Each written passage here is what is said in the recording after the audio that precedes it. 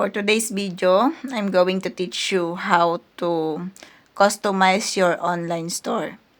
To customize it, just go to online store on your Shopify. And after that, just click it, online store, then themes. Then you see the dashboard, click customize here. And you can see this is the dashboard of your Shopify. So to change this is the announcement bar. So just click it. Once you click it, you see in the left side that there's a different between this.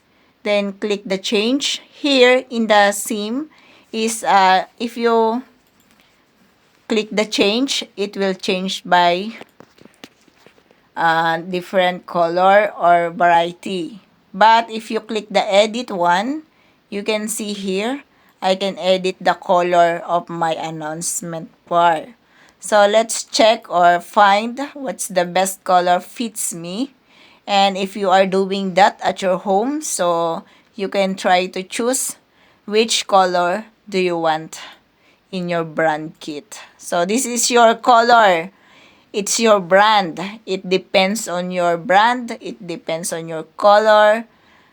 What fits you in this announcement bar. Once na okay na siya, just click it save if you are satisfied, and then click here as a exit button from the announcement bar, and then click again the announcement bar. So, mapapalitan natin yung text dyan sa ating announcement bar. Para mapalitan yon, just click it. And then, you just go in here. So, i-check muna natin yung show separator line.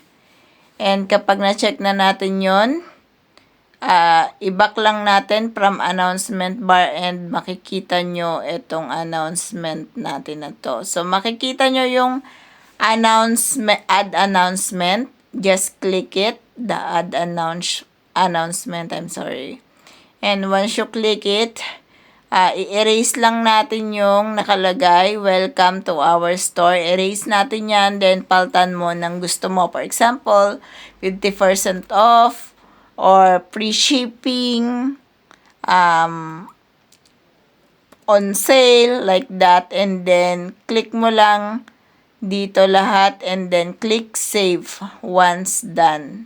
So, ganun lang magpalit ng ating announcement bar. So, add ka lang hanggang sa makadami ka. And, ituturo ko naman sa inyo. Next is kung paano naman siya paikliin. So, yan dito. Basta mag-add ka lang ng mag-add muna. For example, mga 5 or 5 announcement bar ang ilagay mo dyan. So, para malaman natin kung gaano siya katagal mag-a-appear. Pagka-scroll down, guys, punta ka lang sa header, change entry. Then, hanapin mo kung ilan seconds. And boom, yan na siya. So, andyan na yon, guys. So, ang susunod naman natin topic is yung paglalagay dito ng header sa part na to. Thank you.